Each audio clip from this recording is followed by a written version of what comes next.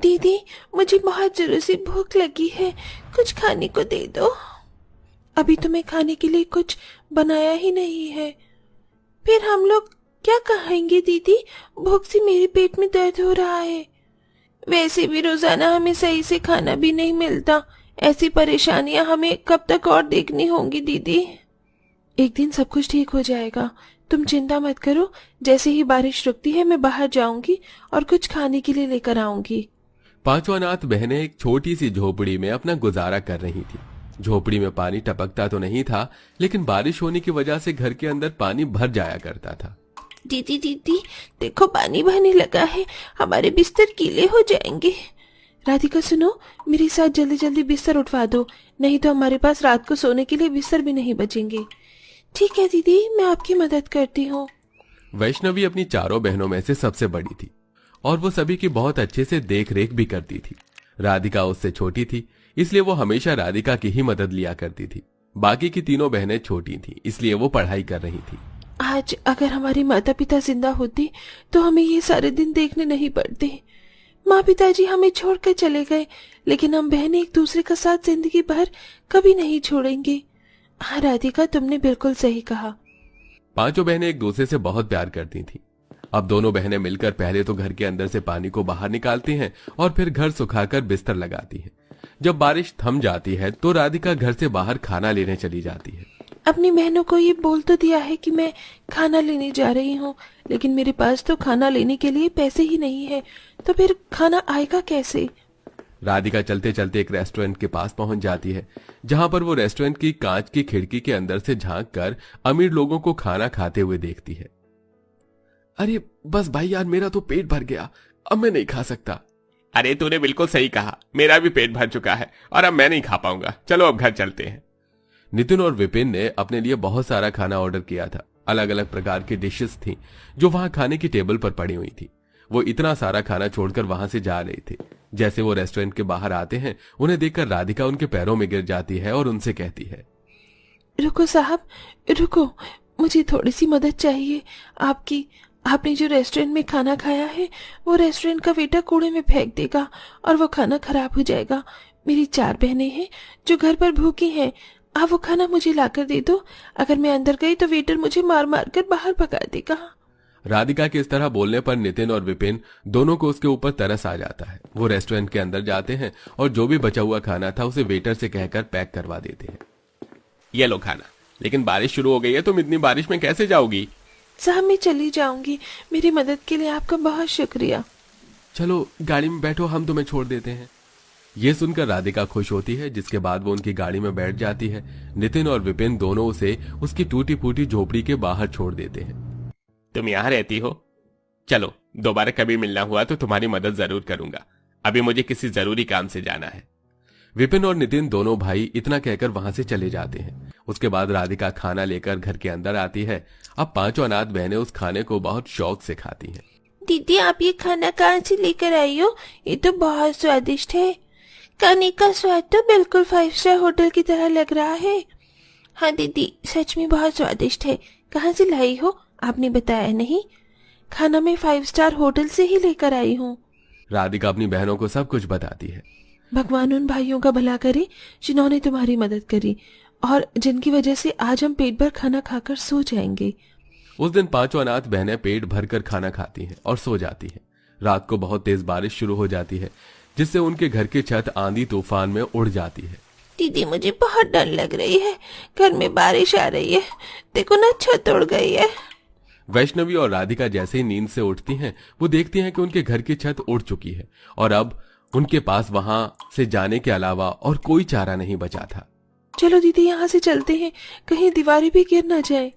राधिका के कहने पर 5 बहनें मिलकर बाहर आ जाती हैं। उनके बाहर आते ही उनकी झोपड़ी की दीवारें चारों तरफ गिर जाती हैं, जिसे देखकर वो हैरान हो जाती हैं।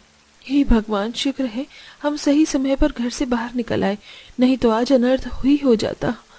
हम लोग कहाँ जाएंगे दीदी? कितनी ठंड हो रही है, बारिश भी रुक नहीं रही। ये ठंडी ठंडी हवाएं बहुत परेशान कर रही हैं दीदी। चलो यहाँ से चलते हैं और अपने रुकने का कोई ठिकाना देखते हैं। पांचों बहनें गांव में यहाँ वहां अपने लिए रुकने का कोई सहारा ढूंढ रही थीं, लेकिन उन्हें कुछ नहीं मिलता।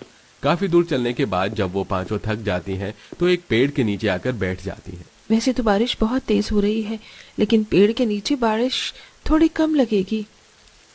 तभी एक आदमी उन्हें भागता हुआ नजर आता है। अरे गांव वालों, सो रहे हो तुम सभी? अरे जल्दी से नींद से उठो, बांध टूट गई है, गांव में बाढ़ आने वाली है। चलो चलो गांव वालों, उठ जाओ और अपनी जान बचाकर यहाँ से भागो। उस आदमी के इस तरह जोर जोर से चीखने चिल्लाने के बाद गांव के लोग नींद से जाग जाते हैं और अपने घरों को खाली करने लगते हैं। कुछ लोग तो अपनी जान बचाने के लिए बिना कुछ सामान लिए ही ऊंचे स्तर पर पहुंच जाते हैं और कुछ लोग लालच में आकर अपने घर से सामान निकाल ही रहे होते हैं। इधर पांचों अनाथ बहनें गांव वालों के भगदड़ को देखकर परेशान हो जाती हैं और वो भी वहां से जाने की कोशिश करती हैं, लेकिन तब तक गांव में बहुत सारा पानी आ जाता है। पानी आने की वजह से वो पांचों पानी में बहने लगती हैं। सभी मेरा हाथ पकड़ लो और कोई किसी का हाथ मत छोड़ना, चाहे कुछ भी हो जाए। जब तक हम एक दूसरे का हाथ पकड़कर साथ रहेंगे, हम इस बाढ़ के पानी से कहीं भी जाएंगे तो एक साथ ही रहेंगे। प्रिया, रिया, तो मेरा हाथ थोड़ा टाइट करके पकड़ लो। निधि, चाहे कुछ भी हो जाए मेरा हाथ मत छोड़ना। लाओ दीदी, अपना हाथ दो, मैं आपका हाथ पकड़ लेती हूँ। पांचों बहनें एक दूसरे का हाथ कस के पकड़ लेती हैं, जिसके बाद वो पांचों पानी से बचने के लिए एक लकड़ी के टुकड़े का सहारा लेती हैं और उसके सहारे वहां से ऊंची जगह पर पहुंचने की कोशिश करती हैं। लेकिन बाढ़ का बहाव इतना तेज आता है कि एकदम से पांचों बहनें एक दूसरे से बढ़ जाती हैं। छोटी बहन एक तरफ चली जाती है तो बड़ी दोनों बहनें एक तरफ हो जाती हैं। बचाओ, बचाओ, कोई हमें बचाओ, हम पानी में डूब रहे हैं, कोई हमारी मदद करो। हमारी दीदियां हमसे बिछड़ गई हैं और हम लोग पता नहीं कहाँ बहते जा रहे हैं। तीनों छोटी बहनें तो पानी के तेज बहाव से बेहोश हो जाती हैं और पानी में बहते हुए एक किनारे पहुंच जाती हैं, जहां उन्हें विपिन और नितिन मिलते हैं। हे भगवान, लगता है बाकियों की तरह ये तीन अनाथ लड़कियां भी अपनी फैमिली से बिछड़ गई हैं।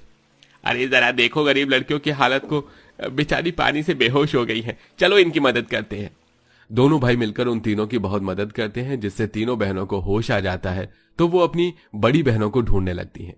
देखो, शांत हो जाओ, परेशान मत हो, तुम्हारी बहनें जरूर मिलेंगी। मेरी बहनों का कोई अता पता नहीं है और तुम कह रहे हो वो मिल जाएंगी।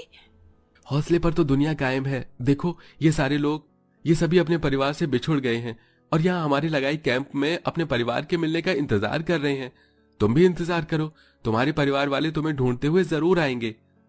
बाढ़ के कहर से पांचों अनाथ बहनें बिछड़ जाती हैं और अलग अलग हो जाती हैं, जिसके बाद वो तीनों इंतजार करते करते आधी रात तक वहीं पर रुकी रहती हैं। उनकी ऐसी हालत देखकर अब नितिन और विपिन से रहा नहीं जा रहा था। अरे, लगता है तुम्हारे परिवार से कोई नहीं आया। देखो, हमारे साथ हमारे घर चलो, हम तुम्हारी देखरेख करेंगे और कंप्लेंट भी लिखवा देंगे। जैसे ही तुम्हारी बहनें मिल जाएंगी हम तुम्हें उन्हें दे देंगे।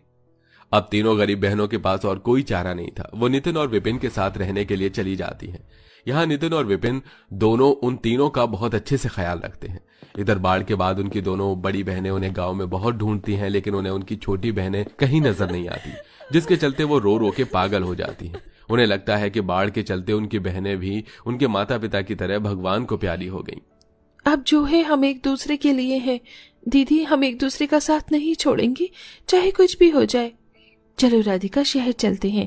अब हम वहीं पर काम करेंगे, वहीं पर रहना सहना करेंगे। दोनों बड़ी बहन शहर आ जाती हैं, जहां वो एक कोठी में काम करना शुरू कर देती हैं। वहां उन्हें रहने के लिए भी जगह मिल जाती है और इधर छोटी बहनें पढ़ाई लिखाई शुरू कर देती हैं। देखते ही देखते पांचों बहनें बड़ी हो जाती हैं। तो बड़ी बहनें आज भी उसी कोठी में काम कर रही थी और छोटी बहनें बड़ी होकर अपनी पढ़ाई पूरी कर रही थी। उन दिनों मानसून का महीना चल रहा था। जब वो बारिश में बाजार से सब्जियां लेने जा रही थी तो आते वक्त अचानक सड़क पर गाड़ी से उनका एक्सीडेंट होने वाला होता है। अरे, दिखाई नहीं देता क्या तुम्हें? अंधी हो गई हो क्या तुम? अभी एक्सीडेंट हो जाता तो? जब वो राधिका को देखती हैं तो हैरान हो जाती हैं। साहब, माफ कर दो। अरे, मैंने तो तुम्हें उस गांव में देखा था। तुम यहाँ शहर में क्या कर रही हो और तुम्हारी बाकी की बहनें कहाँ हैं? राधिका उन दोनों को अपनी बहनों के बिछुड़ने के बारे में बताती हैं, जिसके बाद वो उन्हें अपने साथ घर ले आते हैं, जहां वे दोनों अपनी बिछड़ी हुई बहनों को देखकर हैरान हो जाती हैं। अब उनकी छोटी बहनें बड़ी हो चुकी थीं। वो बाढ़ के कहर में हम पांचों अनाथ बहनों को अलग कर दिया, लेकिन आज हम वापस से मिल गए और तुम्हें इतनी तरक्की हासिल करते हुए देख हमें दोनों को बहुत खुशी हुई। ये सब तो इन भैया का किया धरा है। अगर ये ना होते तो आज हम तीनों इस दुनिया में ना होती, लेकिन अब हम सब कुछ ठीक कर देंगे। अब आप दोनों को कहीं काम करने की जरूरत नहीं पड़ेगी। तीनों छोटी बहनें बड़ी कंपनी में नौकरी करके एक घर खरीदती हैं, जिसमें अब 5 अनाथ बहनें एक साथ खुशी खुशी मानसून के महीने में रहने लगती हैं।